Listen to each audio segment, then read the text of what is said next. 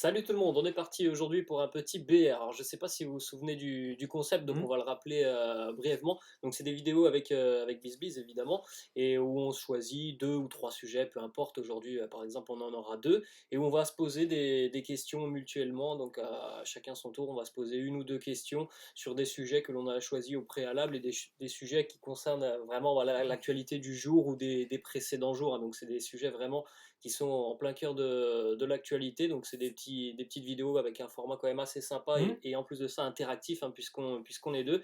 Donc on va repartir, hein, sur ces petites séquences vidéo aujourd'hui avec deux sujets que l'on a choisis. Déjà le premier, ben, c'est en plein cœur de cette journée avec cette information qui est tombée Mmh. il y a quelques heures maintenant. Cette information qui concerne Ousmane Dembélé. Donc on va parler un petit peu de tout ça. Et puis le deuxième sujet, ça concernera pardon, Sergio Ramos. Donc on va démarrer avec le premier sujet. On l'a dit, Ousmane Dembélé, avec cette information qui est tombée ce matin. Mmh. Ousmane Dembélé, donc, qui ne jouera plus avec le FC Barcelone, puisque on sait, hein, déjà depuis quelques semaines, voire même quelques mois maintenant, que le Barça tente par tous les moyens de négocier avec son représentant, son agent Moussa Sissoko, qui a l'air d'être vraiment très difficile en affaires.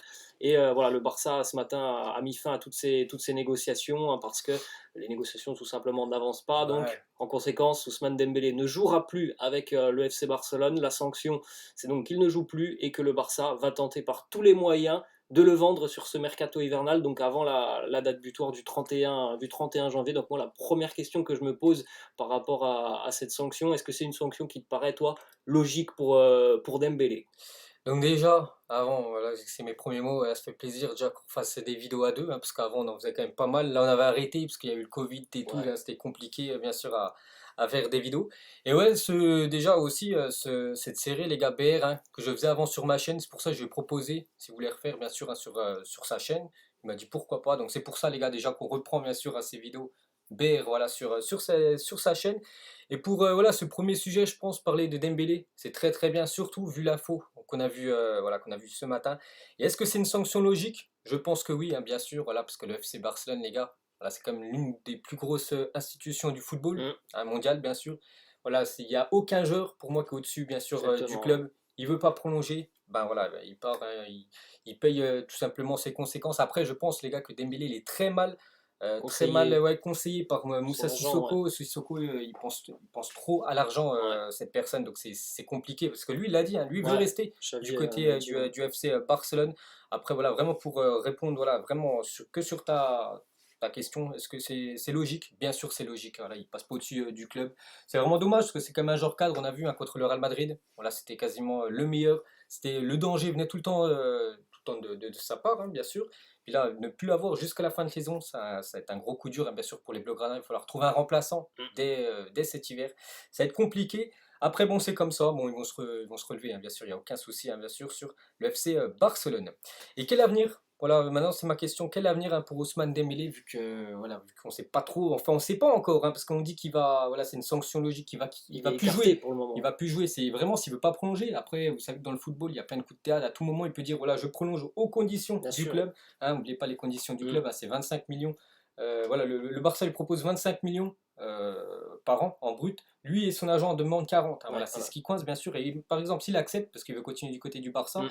donc il continuerait, bien sûr. Mais voilà, s'il accepte pas, quel avenir pour Dembélé, toi, tu penses? Moi, je pense déjà qu'un départ là sur le mois de janvier, ce sera très compliqué déjà parce que le mercato il se termine dans 10 jours. Donc, pour trouver une porte de sortie à un joueur qui a quand même un salaire aussi énorme, ça me semble très compliqué sur le mois de janvier. La seule piste qui me paraît plausible sur la fin de mercato, c'est Newcastle qui est sur tous Ouais. les dossiers de toute façon. Après, est-ce que c'est quelque chose, un challenge qui peut intéresser Dembélé? Moi, j'ai beaucoup de doutes là-dessus. Donc, je pense, malheureusement pour Dembélé, que moi, eh ben, il va terminer la saison si voilà, les négociations n'avancent pas et s'il ne trouve pas d'accord avec le Barça. Moi je pense qu'il terminera la saison donc jusqu'au Hmm. 31 juin, c'est ça il me semble, la fin de son Ouais, contrat. ouais, bah, Et ça, ben, ouais, jusqu'au 31 juin, moi je pense qu'il sera en tribune au Camp Nou pour regarder ses coéquipiers sur le terrain, parce que moi je trouve quand même que le Barça a quand même fait pas mal de négociations avec lui, et comme tu l'as dit, pour moi il est quand même très mal conseillé. En plus de ça, ouais, bon, c'est c'est un ça, ouais. joueur qui, bon, ça fait quand même 4 ou 5 ans qu'il est là. malheureusement, c'est un match sur deux hein, pour Dembélé.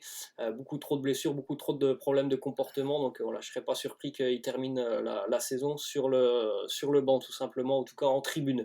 Ousmane Dembélé. Ensuite, Et j'ai les une amis. petite parenthèse, vraiment si le mieux peut-être aussi pour le Barça serait peut-être le vendre dès ce mercato, il pourrait récupérer un peu d'argent, hein, je pense, Ouais, voilà, mais 50 faut millions trouver le d'euros. club là, par contre. Et voilà, 50 millions d'euros, c'est toujours ça de prix, hein, bien sûr, parce qu'oubliez pas que le Barça avait quand même investi plus de 130 millions avec les bonus, et là, le laisser filer quasiment bah, gratuitement l'été prochain, ils ont déjà pris un gros flop d'argent avec Philippe Coutinho, ce serait Mm. d'énormes sommes perdues, hein, bien sûr, par le FC Barcelone. Je pense vraiment que s'il ne prolonge pas, je pense que le Barça vraiment va le brader à tout prix, 20 millions, 25 millions, pour essayer au moins de récupérer, bien sûr, de l'argent.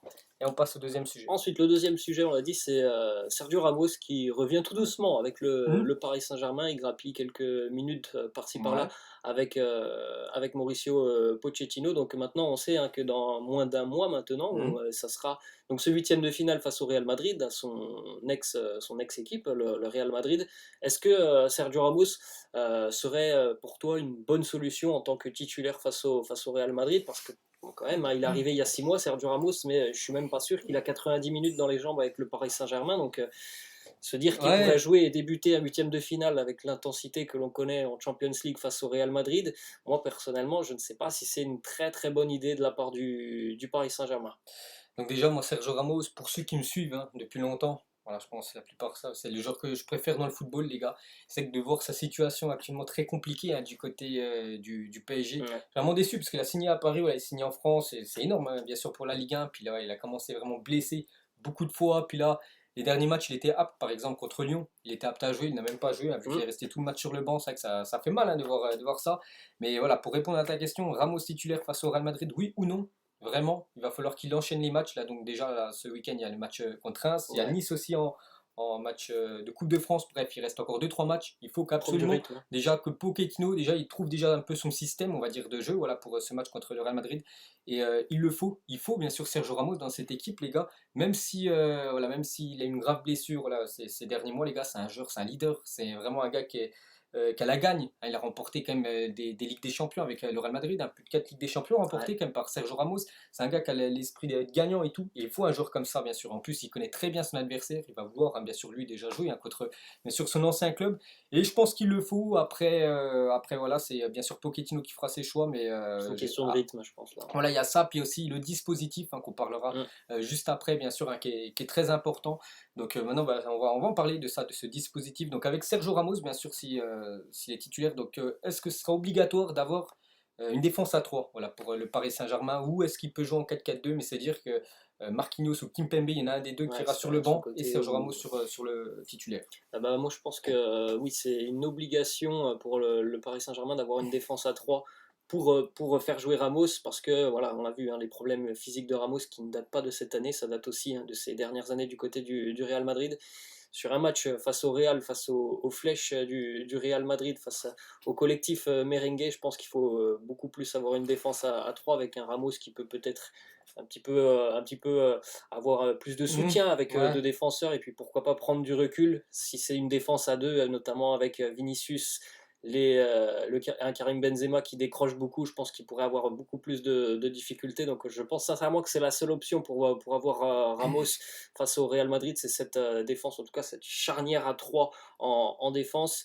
Si Pochettino utilise deux défenseurs, je ne vois pas Ramos être titularisé. Je pense que ça sera Kimpembe et Marquinhos. Donc voilà, c'est ce que je ressens hein, par rapport à Sergio Ramos actuellement et Mhm. sur ce match hein, face au Real Madrid. Et moi, juste par rapport encore à Sergio Ramos, le dernier match du PSG, je me souviens plus de l'adversaire. Il est rentré en fin de match.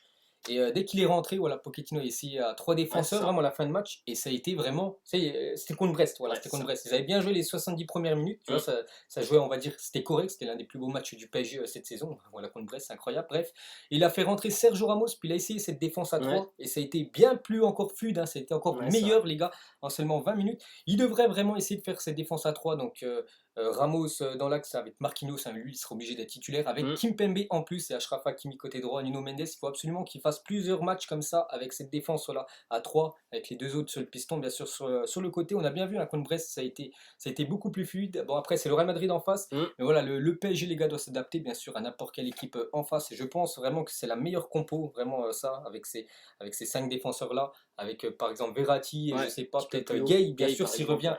en milieu de terrain, puis devant, bien sûr, vous connaissez l'attaque à Messi, Mbappé Et Neymar et s'il est là. Neymar, bien sûr, s'il sera là, le Brésilien. Voilà les amis, hein, cette Mm. petite vidéo qui se termine. Donc j'espère que ça vous a plu. N'hésitez pas Ouais, en bah oui. commentaire, hein, évidemment, à nous laisser un petit peu ce que vous avez pensé du concept que vous avez certainement connu sur sa chaîne, mais qui est de retour donc sur la mienne.